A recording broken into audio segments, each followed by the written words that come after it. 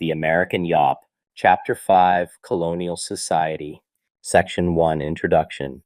18th-century American culture moved in competing and at times contradictory directions. Even as commercial, military, and social ties between Great Britain and the North American colonies tightened, a new, distinctly American culture began to form, binding together colonists from New Hampshire to Georgia. Meanwhile, immigrants from other European nations, alongside Indigenous Americans and enslaved Africans, created an increasingly diverse colonial population. All these different identities, women, men, and fluid people of all backgrounds, whether Indigenous American, European, and African, led distinct lives within different communities and sovereignties. While life in the 13 colonies was shaped in part by European practices and participation in the larger Atlantic world, emerging cultural patterns increasingly transformed colonial North America into a society distinct from that of Great Britain. 2. Consumption and trade in the British Atlantic. Transatlantic trade greatly enriched Britain, and it also created high standards of living for many North American colonists. This two-way relationship reinforced the colonial feeling of commonality with British culture. It was not until trade relations, disturbed by political changes and the demands of warfare, became strained in the 1760s that colonists began to question these ties. During the 17th and 18th centuries, developments in manufacturing, transportation, and the availability of credit increased the opportunity for colonists to purchase consumer goods. Instead of making their own tools, clothes, and utensils, colonists increasingly purchased luxury items made by specialized artisans and manufacturers. As the incomes of Americans rose and the prices of these commodities fell, these items shifted from luxuries to common goods. The average person's ability to spend money on consumer goods became a sign of their respectability. Historians have referred to this process as the Consumer Revolution. Britain relied on the colonies as a source of raw materials such as lumber and tobacco. Both Anglo and Indigenous Americans engaged with new forms of trade and financing that increased their ability to buy or utilize British-made goods. But the ways in which colonists paid for these goods varied sharply from those in Britain. When settlers first arrived in North America, they typically carried very little British money with them.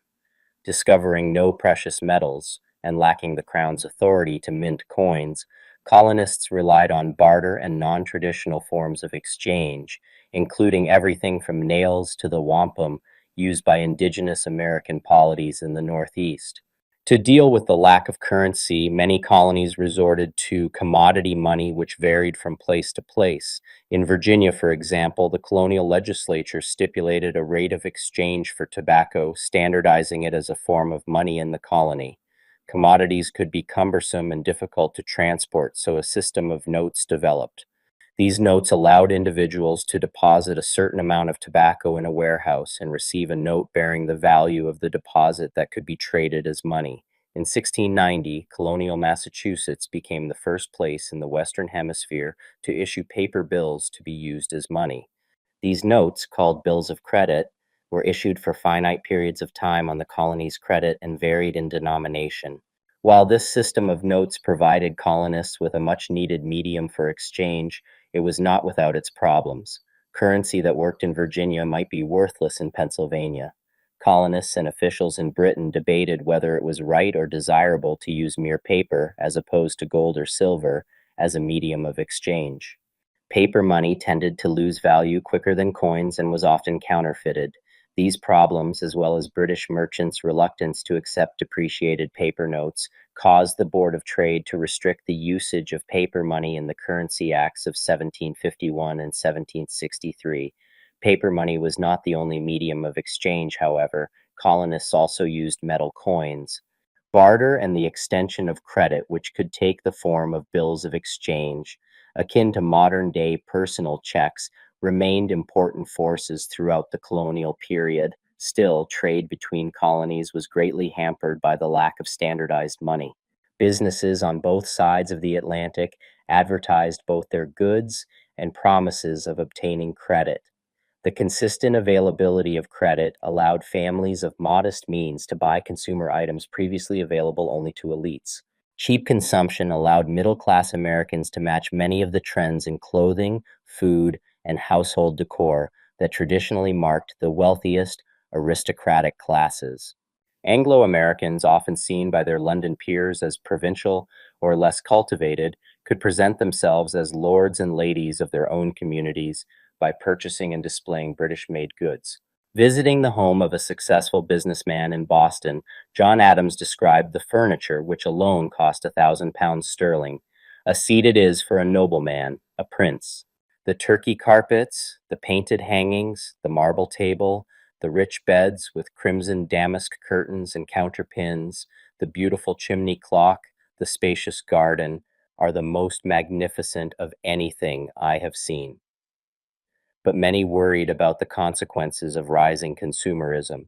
A writer for the Boston Evening Post remarked on this new practice of purchasing status, "For 'tis well known how credit is a mighty inducement with many people to purchase this and the other thing which they may well enough do without." For colonial Americans became more likely to find themselves in debt, whether to their local shopkeeper or a prominent London merchant, creating new feelings of dependence.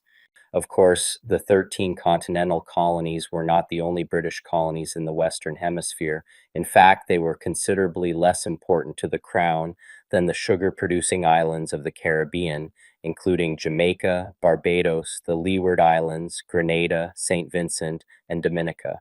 These British colonies were also inextricably connected to the continental colonies. Caribbean plantations dedicated nearly all of their land to the wildly profitable crop of sugarcane, so North American colonies sold surplus food and raw materials to these wealthy island colonies. Lumber was in high demand, especially in Barbados, where planters nearly deforested the island to make room for sugar plantations. To compensate for a lack of lumber, Barbadian colonists ordered house frames from New England. These prefabricated frames were sent via ships from which planters transported them to their plantations.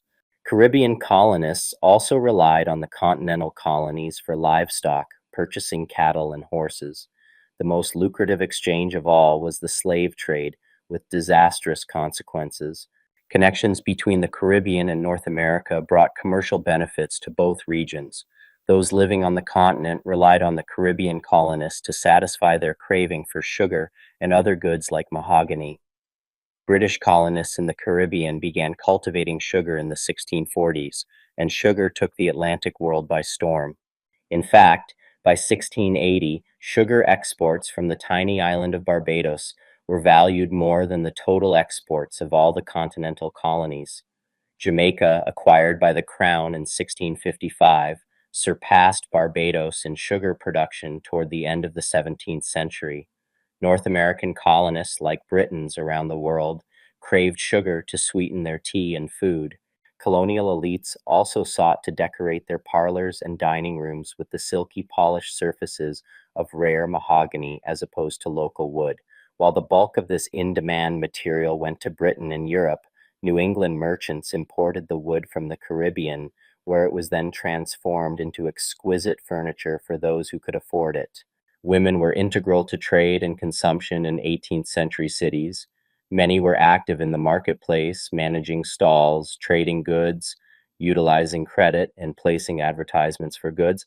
For example, tavern owner Abigail Stoneman enticed guests by offering billiards tables, and she regularly bought and sold merchandise from Atlantic merchants, many of whom she boarded. Stoneman was an exceptionally successful business person, but women with smaller businesses also employed similar tactics. Trade with indigenous people also enriched the empire. Indigenous people consumed European guns, alcohol, kettles, knives, woolen blankets, and other everyday items. Europeans in turn purchased furs, deer hides, handicrafts, copper, and food. By the 1750s, the horse trade fundamentally changed trade patterns among many indigenous people, especially in the West, and allowed some tribal nations to subjugate those with fewer animals. For example, the Ute and Comanche alliance regularly raided Navajo, Pawnee, and Jicarilla Apache in Arizona and New Mexico.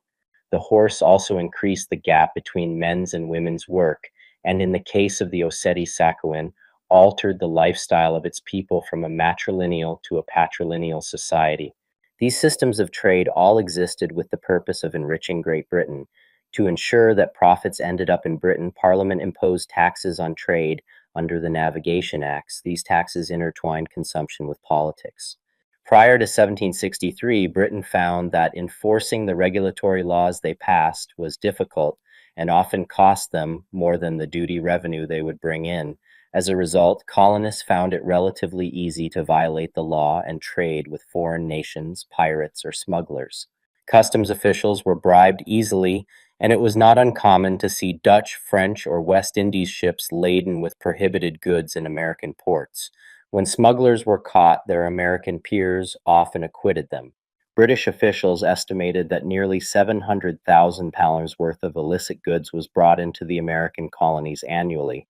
Pirates also helped to perpetuate the illegal trading activities by providing a buffer between merchants and foreign ships. Beginning with the Sugar Act in 1764 and continuing with the Stamp Act and the Townshend Acts, Parliament levied taxes on sugar, paper, lead, glass, and tea, all products that contributed to colonists' sense of gentility. In response, colonists organized non-importation agreements and reverted to domestic products. Homespun cloth became a political statement by women such as the Daughters of Liberty as they boycotted British-made goods. A writer in the Essex Gazette in 1769 proclaimed, "I presume there never was a time when, or a place where, the spinning wheel could more influence the affairs of men than at present." The consumer revolution fueled the growth of colonial cities. Cities in colonial America were crossroads for the movement of people and goods, and 1 in 20 colonists lived in cities by 1775.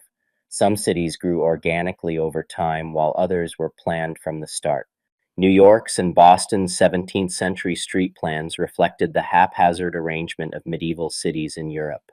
In other cities like Philadelphia and Charleston, civic leaders laid out urban plans according to calculated systems of regular blocks and squares. Planners in Annapolis and Williamsburg also imposed regularity and order over their city streets through the placement of government, civic, and educational buildings. By 1775, Boston, Newport, New York, Philadelphia, and Charleston were the 5 largest cities in British North America. Philadelphia, New York, Boston, and Charleston had populations of approximately 40,000, 25,000, 16,000, and 12,000 people, respectively. Urban society was highly stratified. At the base of the social ladder were the laboring classes, which included both enslaved and free people ranging from apprentices to master craftsmen. While the legal status and rights of enslaved people were more flexible in the 17th and early 18th centuries than after the establishment of the United States, their position was always more vulnerable than that of free working people. Next came the middling sort, shopkeepers, artisans, and skilled mariners. Above them stood the merchant elites, who tended to be actively involved in the city's social and political affairs, as well as in the buying, selling, and trading of goods. Enslaved men and women had a visible presence in both northern and southern cities. Many enslaved people lived in rural areas and performed agricultural labor, but not exclusively so. In port cities, enslaved laborers often worked as domestic servants and in skilled trades, distilleries, shipyards, lumber yards, and rope walks. Between 1725 and 1775, slavery became increasingly significant in the northern colonies as urban residents sought greater participation in the maritime economy. Massachusetts was the first slaveholding colony in New England. New York traced its connections to slavery and the slave trade back to the Dutch settlers of New Netherland in the 17th century. Philadelphia also became an active site of the Atlantic slave trade, and enslaved people accounted for nearly 8% of the city's population in 1770. In southern cities, including Charleston, urban slavery played an important role in the market economy. Enslaved people, both rural and urban, made up the majority of the working population on the eve of the American Revolution. Section 3, Slavery, Anti-Slavery, and Atlantic Exchange. Slavery was a transatlantic institution, but it developed distinct characteristics in British North America. By 1750, slavery was legal in every North American colony, while local economic imperatives, demographic trends, and cultural practices all contributed to distinct experiences and structures, especially for those who lived under enslavement or participated directly in its practices. Virginia, the oldest of the English mainland colonies, imported its first enslaved laborers in 1619. Virginia planters built larger and larger estates and guaranteed that these estates would remain intact by primogeniture, in which a family's estate would descend to the eldest male heir and entail a gendered legal procedure that prevented the breakup and sale of estates.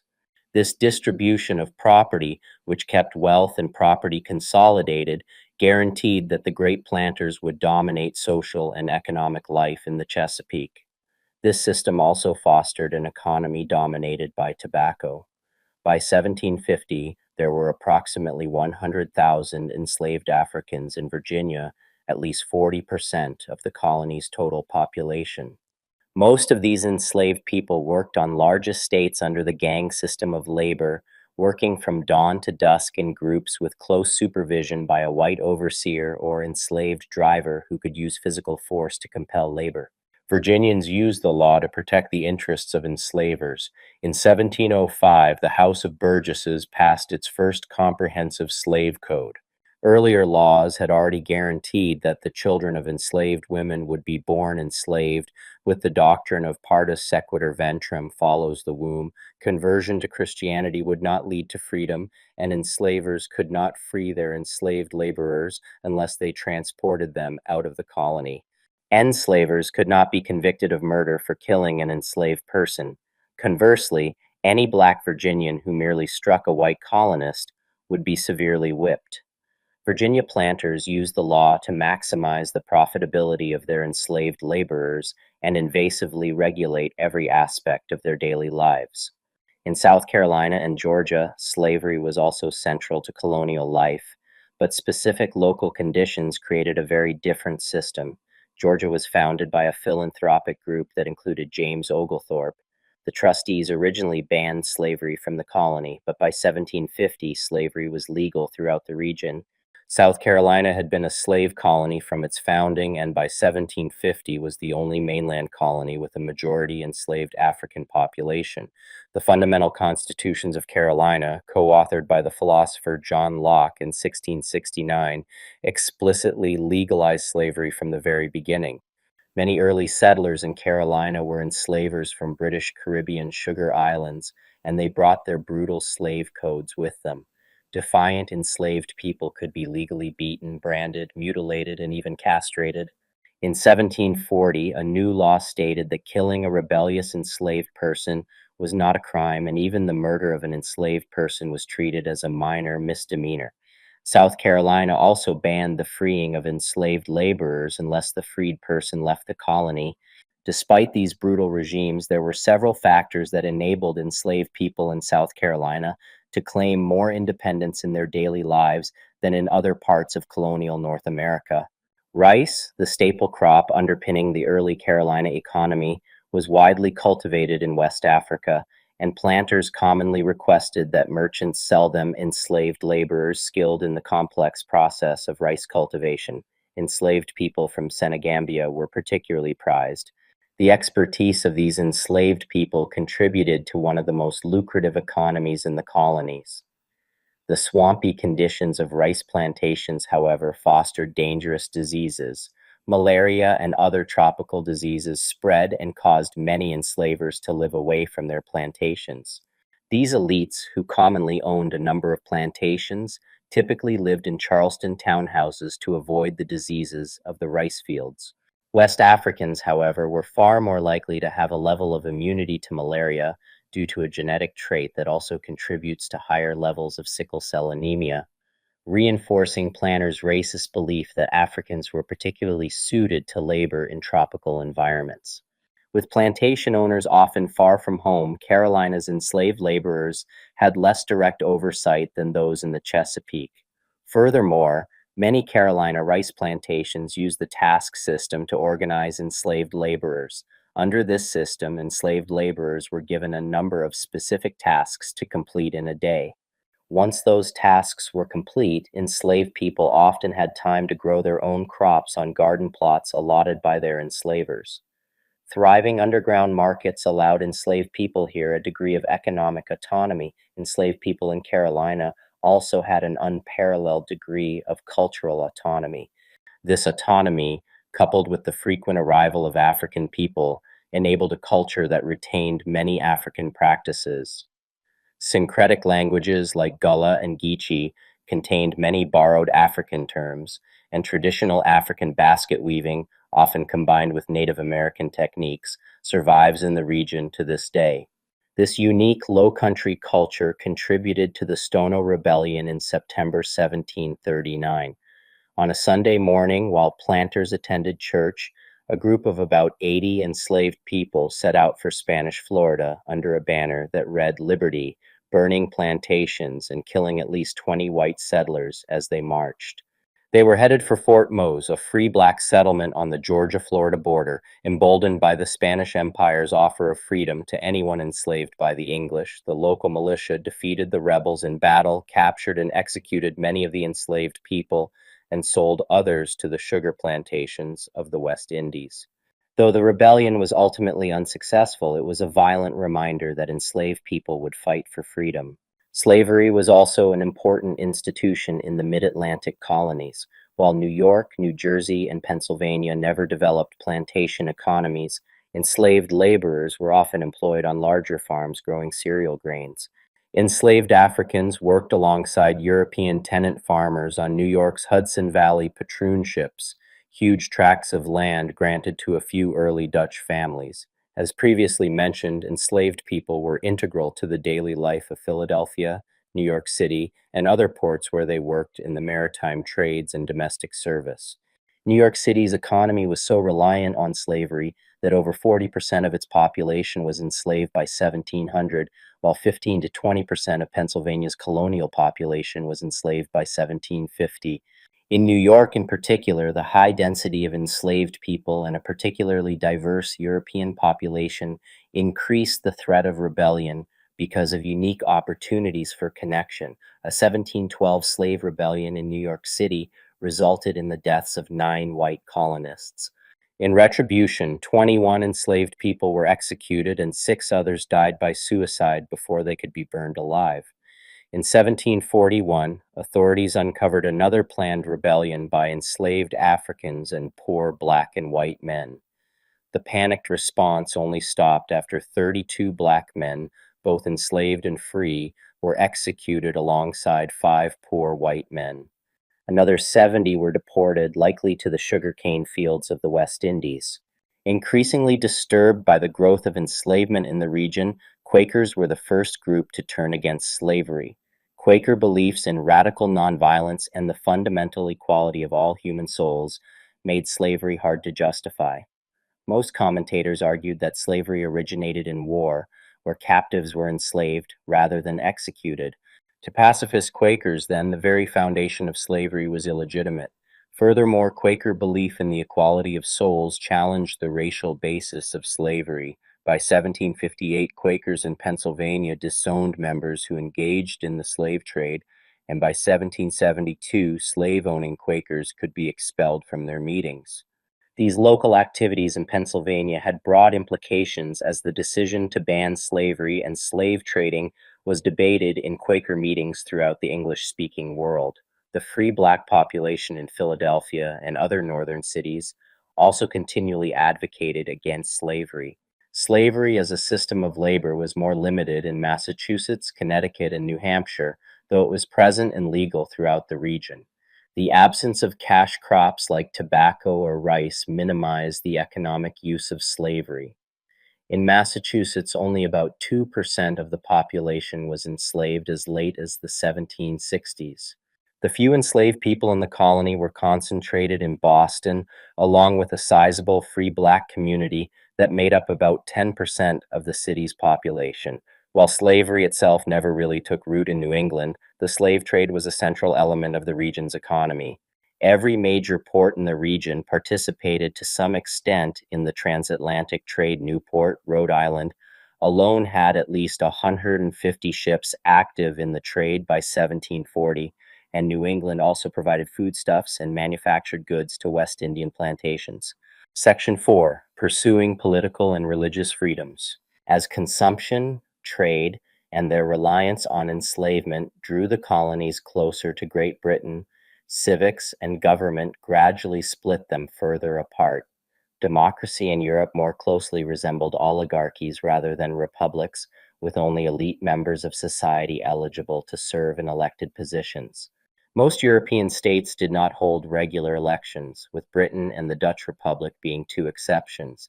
However, even in these countries, only a tiny portion of males could vote. In the North American colonies, by contrast, white male suffrage was more widespread. In addition to having greater popular involvement, the colonial government also had more power in a variety of areas. Assemblies and legislatures regulated businesses, imposed new taxes, occasionally cared for the poor in their communities, built roads and bridges, and made most decisions concerning education. Colonial Americans sued often, which in turn led to more power for local judges and more prestige in jury service. Thus, lawyers became extremely important in American society and in turn played a greater role in American politics. American society was less tightly controlled than European society. This led to the rise of various interest groups, each at odds with the other. These various interest groups arose based on commonalities in various areas. Some commonalities arose over class-based distinctions, while others were due to ethnic or religious ties. One of the major differences between modern politics and colonial political culture was the lack of distinct, continuous political parties. The most common disagreement in colonial politics was between the elected assemblies and the royal governor. Generally, the various colonial legislatures were divided into factions who either supported or opposed the current governor's political ideology. Political structures in the colonies fell under one of three main categories: provincial, New Hampshire, New York, Virginia, North Carolina, South Carolina, and Georgia; proprietary, Pennsylvania, Delaware, New Jersey, and Maryland; and charter, Massachusetts, Rhode Island, and Connecticut.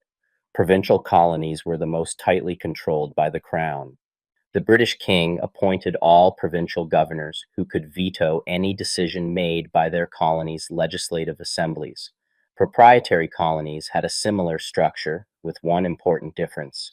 Governors were appointed by a lord proprietor, an individual who had purchased or received the rights to the colony from the crown.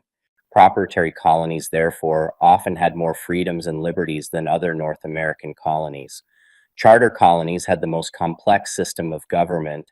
They were formed by political corporations or interest groups that drew up a charter clearly delineating powers between the executive, legislative, and judiciary branches of government. Rather than having appointed governors, charter colonies elected their own from among property-owning men in the colony. After the governor, the colonial government was separated into two main divisions, the council and the assembly. The council was essentially the governor's cabinet, often composed of prominent individuals within the colony, such as the head of the militia or the attorney general. The governor appointed these men, although the appointments were often subject to approval from Parliament. The assembly was composed of elected property-owning men whose official goal was to ensure that colonial law conformed to English law. The colonial assemblies approved new taxes and the colonial budgets.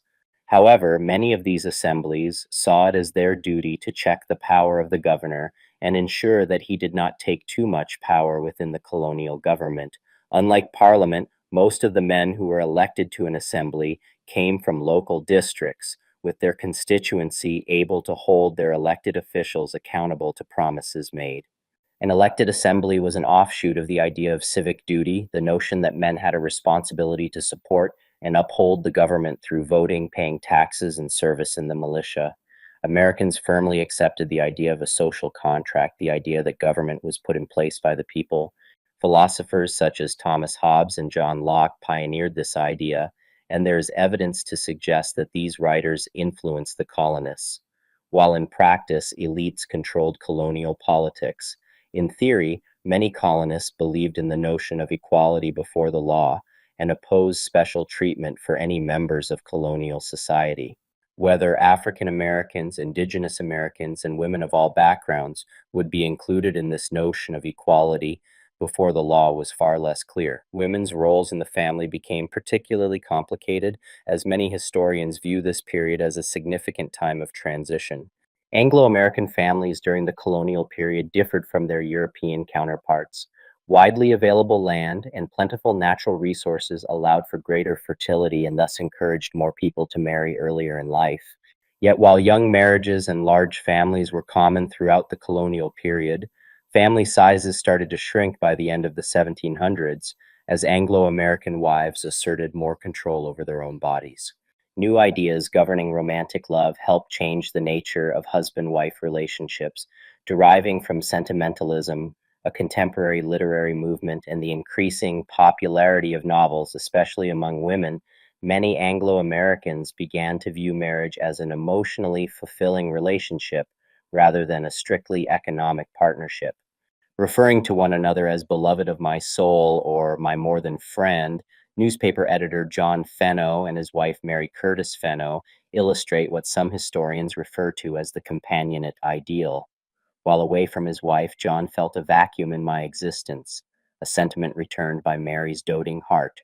Indeed, after independence, wives began to not only provide emotional sustenance to their husbands, but also inculcate the principles of Republican citizenship as Republican wives.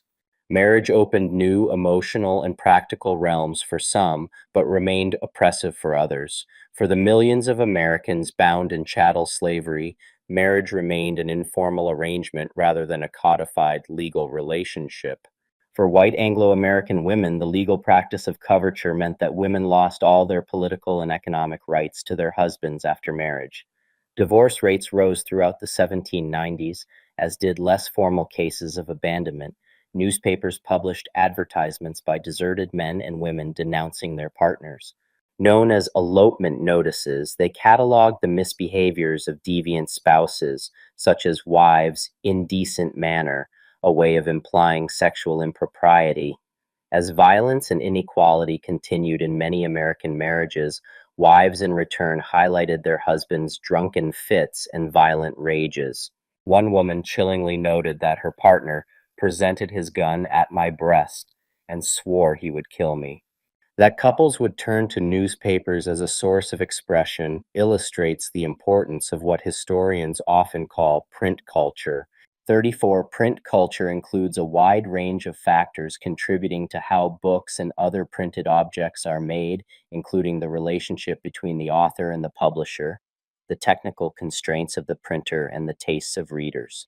In colonial America, regional differences in daily life impacted the way colonists made and used printed matter. However, all the colonies dealt with threats of censorship and control from imperial supervision. In particular, content about imperial versus colonial government policy often stirred considerable controversy. From the establishment of Virginia in 1607, printing was either regarded as an unnecessary luxury given such harsh living conditions or actively discouraged. The governor of Virginia, Sir William Berkeley, summed up the attitude of the ruling class in 1671. I thank God there are no free schools nor printing, for learning has brought disobedience and heresy, and printing has divulged them. Ironically, the circulation of handwritten tracts contributed to Berkeley's undoing. The popularity of Nathaniel Bacon's uprising was in part due to widely circulated tracts questioning Berkeley's competence. Berkeley's harsh repression of Bacon's rebellion was equally well documented. It was only after Berkeley's death in 1677 that the idea of printing in the southern colonies was revived. William Nuthead, an experienced English printer, set up shop in 1682, although the next governor of the colony, Thomas Culpeper, forbade Nuthead from completing a single project. It was not until William Park set up his printing shop in Annapolis in 1726 that the Chesapeake had a stable local trade in printing and books. Print culture was very different in New England. Puritans had a long-standing respect for print, stemming from their belief that everyone should regularly read the Bible. Unfortunately, New England's authors were content to publish in London, making the foundations of Stephen Day's first print shop in 1639 very shaky. Typically, printers made their money from printing sheets, not books to be bound. The case was similar in Massachusetts, where the first printed work was a Freeman's Oath broadside. The first book was not issued until 1640, the Bay Psalm book, of which 11 known copies survive. Day's contemporaries recognized the significance of his printing, and he was awarded 140 acres of land. The next large project, the first Bible to be printed in America, was undertaken by Samuel Green and Marmaduke Johnson and published in 1660. That same year, the Eliot Bible, named for its translator John Eliot, was printed in the Natick dialect of Algonquin nations as part of an effort to convert native people to Christianity. Massachusetts remained the center of colonial printing for 100 years until Philadelphia overtook Boston in 1770. Philadelphia's rise as the printing capital of the colonies began with two important features. First, the arrival of Benjamin Franklin, a scholar and businessman, in 1723, and second, waves of German immigrants who created a demand for a German language press. From the mid-1730s, Christopher Sauer, and later his son, met the demand for German language newspapers and religious texts. Nevertheless, Franklin was singular in his influence, transforming the book trade in addition to creating public learning initiatives such as the Library Company and the Academy of Philadelphia. His autobiography offers one of the most detailed glimpses of life in an 18th century print shop. Franklin's Philadelphia enjoyed a flurry of newspapers, pamphlets, and books for sale. The flurry would only grow in 1776 when the Philadelphia printer Robert Bell issued hundreds of thousands of copies of Thomas Paine's revolutionary Common Sense. Debates on religious expression continued throughout the 18th century.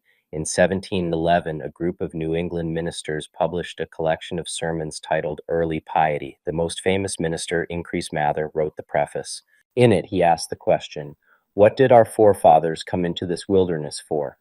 His answer was simple: to test their faith against the challenges of America and win. The grandchildren of the first settlers had been born into the comfort of well-established colonies and worried that their faith had suffered. This sense of inferiority sent colonists looking for a reinvigorated religious experience. The result came to be known as the Great Awakening, a series of religious revivals that had a leveling effect on colonists and led to a shared understanding of Protestantism. George Whitefield preached, "Father Abraham, whom have you in heaven? Any Episcopalians? No. Any Presbyterians? No. Any Independents or Methodists? No, no, no. Whom have you there? We don't know those names here. All who are here are Christians." Only with hindsight does the Great Awakening look like a unified movement. The first revivals began unexpectedly in the Congregational churches of New England in the 1730s and then spread through the 1740s and 1750s to Presbyterians, Baptists, and Methodists in the rest of the 13 colonies. Different places at different times experienced revivals of different intensities. Yet in all of these communities, colonists discussed the same need to strip their lives of worldly concerns and return to a more pious lifestyle. The form it took was something of a contradiction. Preachers became key figures in encouraging individuals to find a personal relationship with God. The first signs of religious revival appeared in Jonathan Edwards's congregation in Northampton, Massachusetts.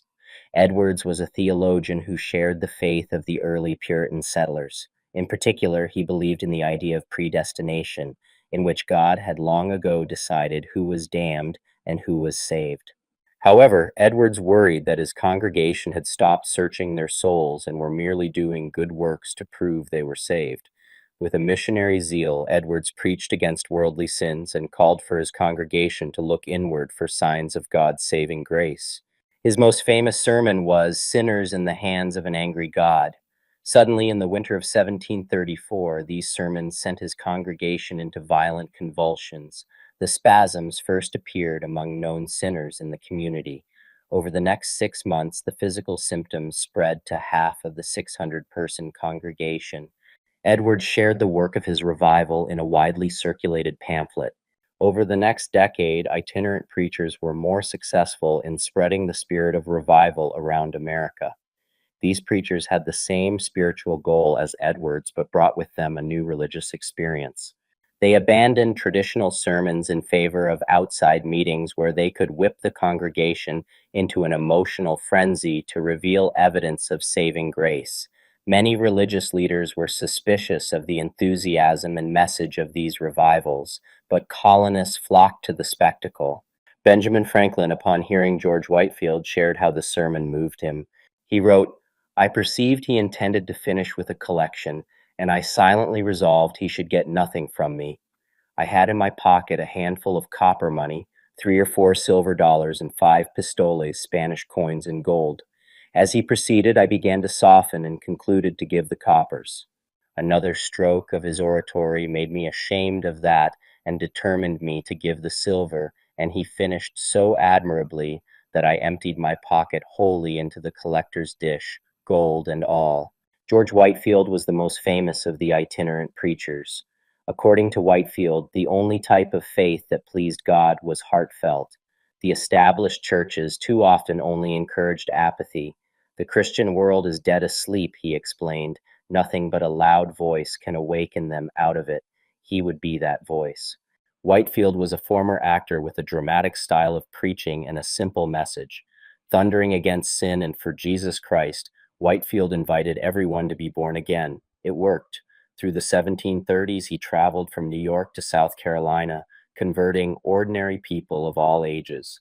"I have seen upwards of 1,000 people hang on his words with breathless silence," wrote an elite woman in Philadelphia, broken only by an occasional half-suppressed sob. 41. A farmer recorded the powerful impact this rhetoric could have, and my hearing him preach gave me a heart wound. By God's blessing, my old foundation was broken up, and I saw that my righteousness would not save me. The number of people trying to hear Whitefield's message was so large that he preached in the meadows at the edges of cities. Contemporaries regularly testified to crowds of thousands, and in one case, over 20,000 in Philadelphia.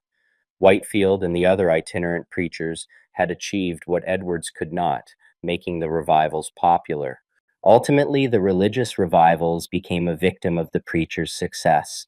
As itinerant preachers became more experimental, they alienated as many people as they converted.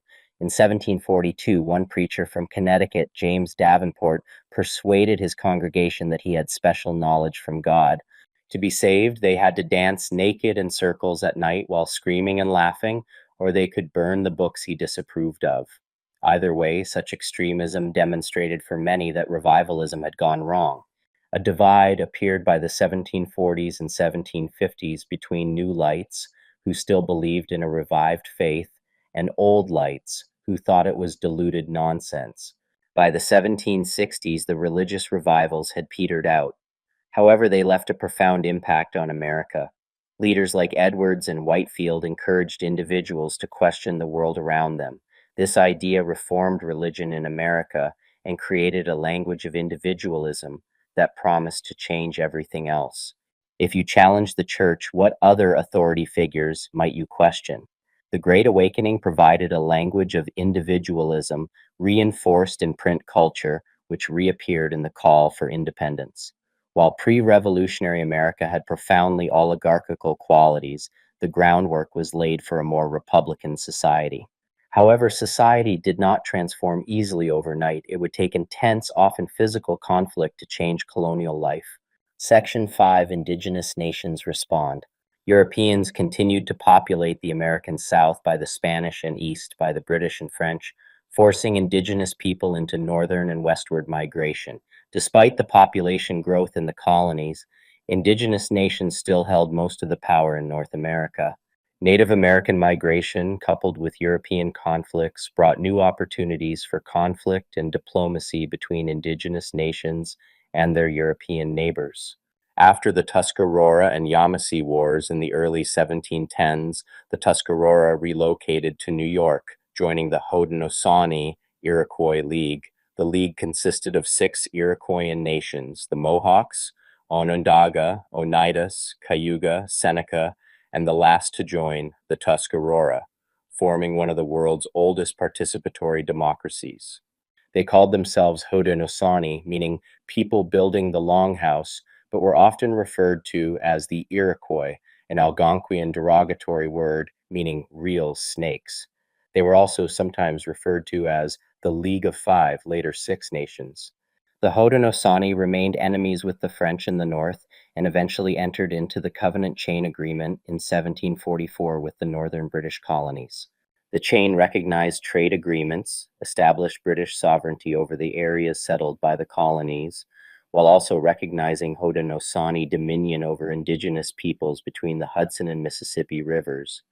Later, when the Mohawks announced they intended to end the agreement, British colonists acted quickly to secure alliances. In 1754, colonial delegates and 150 League delegates traveled to Albany to discuss a plan of alliance that was proposed by Benjamin Franklin, who admired their political system. In the Great Lakes region, French traders established trade routes among the Anishinaabe and Illinois before traveling south on the Mississippi River. They continued creating strong military relations with other native nations and established New Orleans in 1718 using purchased enslaved laborers.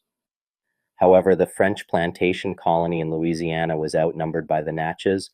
Livestock trade disputes, the exploitation of indigenous forced labor, and diplomatic disagreements between other small nations led the Natchez to expel the French in 1729.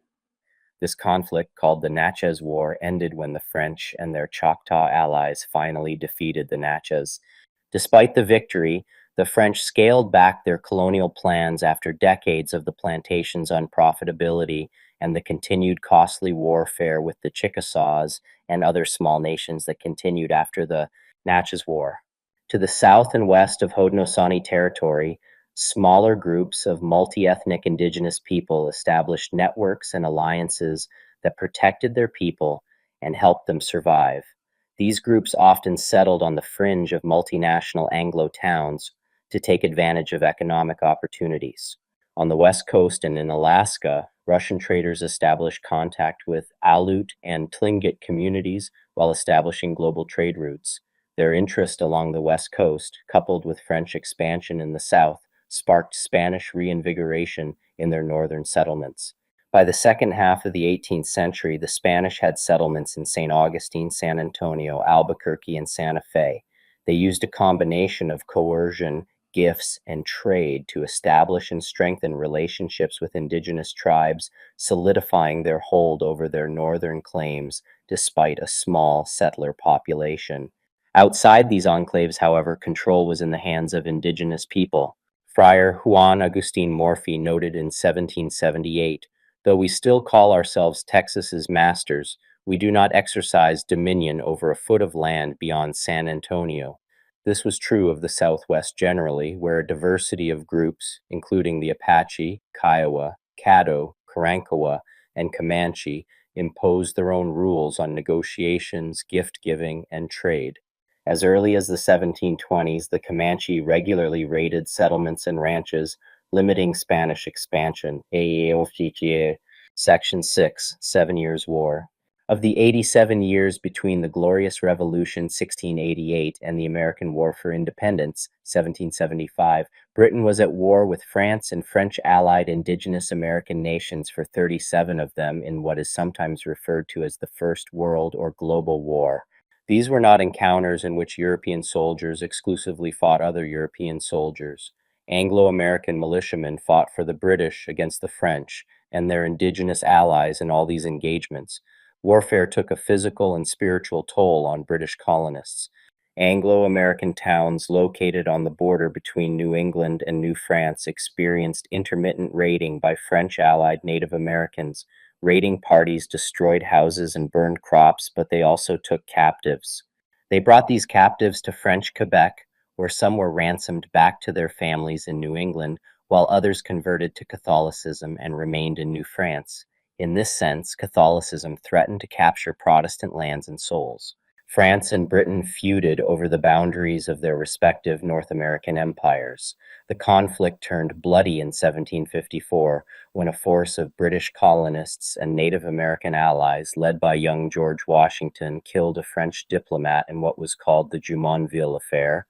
This incident led to a war, which would become known as the 7 Years' War, or for the portion fought in North America, the French and Indian War. In North America, France and their allies achieved victory in the early portion of this war. They attacked and burned multiple British outposts, such as Fort William Henry in 1757. In addition, the French seemed to easily defeat British attacks, such as General Braddock's attack on Fort Duquesne and General Abercrombie's attack on Fort Carillon, Ticonderoga, in 1758. These victories were often the result of alliances with Indigenous Americans. In Europe, the war did not fully begin until 1756, when British allied Frederick II of Prussia invaded the neutral state of Saxony. As a result of this invasion, a massive coalition of France, Austria, Russia, and Sweden attacked Prussia and the few German states allied with Prussia. In the European or Continental War, the British monetarily supported the Prussians. However, as in North America, the early part of the land war went against the British, whose German allies suffered defeat to the French at the Battle of Hastenbeck in July 1757. Later, in December 1757, Frederick's army defeated the Austrians at the Battle of Leuthen. Meanwhile, in India and throughout the world's oceans, the British and their fleet consistently defeated the French. For instance, in June 1757, Robert Clive and his Indian allies defeated the French at the Battle of Plassey. With the sea firmly in their control, the British could deploy additional troops to North America. These newly arrived soldiers allowed the British to launch new offensives. The large French port and fortress of Louisbourg in present-day Nova Scotia fell to the British in 1758. In 1759, British General James Wolfe defeated French General Louis-Joseph de Montcalm in the Battle of the Plains of Abraham outside Quebec City. In Europe, 1759 saw the British defeat the French at the Battle of Minden and destroy large portions of the French fleet. The British referred to 1759 as the Annus Mirabilis, or the Year of Miracles. These victories brought about the fall of French Canada, and war in North America ended in 1760 with the British capture of Montreal. The British continued to fight against the Spanish, who entered the war in 1762. In this war, the Spanish successfully defended Nicaragua against British attacks, but were unable to prevent the conquest of Cuba and the Philippines. The 7 Years' War ended with the peace treaties of Paris and Hubertusburg in 1763. The British received much of Canada and North America from the French, while the Prussians retained the important province of Silesia. This gave the British a larger empire than they could easily control and contributed to tensions that would lead to calls for independence. In particular, it exposed divisions within the newly expanded empire, including language, national affiliation, and religious views. When the British captured Quebec in 1760, a newspaper distributed in the colonies to celebrate the event boasted, "The time will come when Pope and Friar shall both be roasted in the fire, when the proud anti-Christian whore will sink and never rise more." Anglo-American colonists rejoiced over the defeat of Catholic France and felt secure that the Catholics in Quebec could no longer threaten them. Of course, some Anglo-American colonies had been a haven for religious minorities since the 17th century. Catholic Maryland, for example, evidenced early religious pluralism. But practical toleration of Catholics existed alongside virulent anti-Catholicism or anti-popery in public and political arenas. It was a powerful and enduring rhetorical tool born out of warfare and competition between Britain and France. In part because of constant conflict with Catholic France, Britons on either side of the Atlantic rallied around Protestantism. British ministers in England called for a coalition to fight the French and Catholic empires. Missionary organizations such as the Society for Promoting Christian Knowledge and the Society for the Propagation of the Gospel were founded at the turn of the 18th century to evangelize Indigenous Americans and limit Jesuit conversions. The Protestant revivals of the Great Awakening crisscrossed the Atlantic and founded a participatory religious movement during the 1730s and 1740s that united British Protestant churches. Preachers and merchants alike urged greater Atlantic trade to bind the Anglophone Protestant Atlantic through commerce and religion. Section 7, Pontiac's War. Relationships between colonists and Indigenous Americans were complex and, in the face of Anglo-American encroachment, often violent. In 1761, Neolin, a prophet, received a vision from his religion's main deity, known as the Master of Life. The Master of Life told Neolin that the only way to enter heaven would be to cast off the corrupting influence of Europeans by expelling the British. This land where ye dwell I have made for you and not for others. Whence comes it that ye permit the whites upon your lands? Drive them out, make war upon them. Nealon preached the avoidance of alcohol, a return to traditional rituals, and unity among Indigenous people to his disciples, including Pontiac, an Ottawa leader.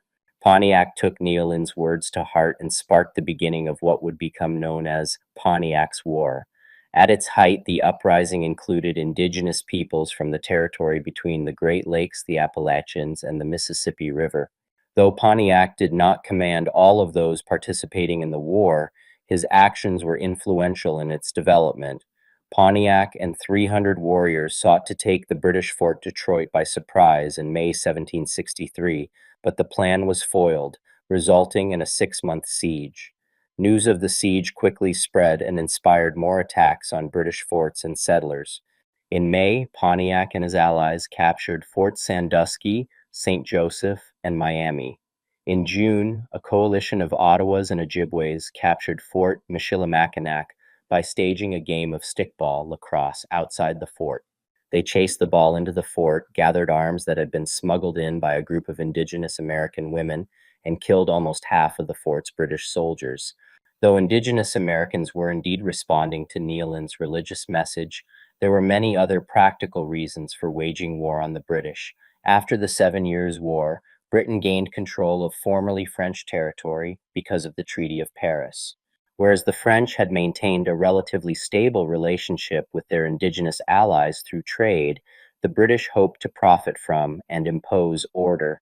For example, while the French Empire engaged in many of the same extractive practices as the British, French diplomats more often engaged in the indigenous practice of diplomatic gift-giving. However, British General Geoffrey Amherst discouraged this practice and regulated the trade or sale of firearms and ammunition to Indigenous people. Most Indigenous Americans, including Pontiac, saw this not as frugal imperial policy but preparation for war.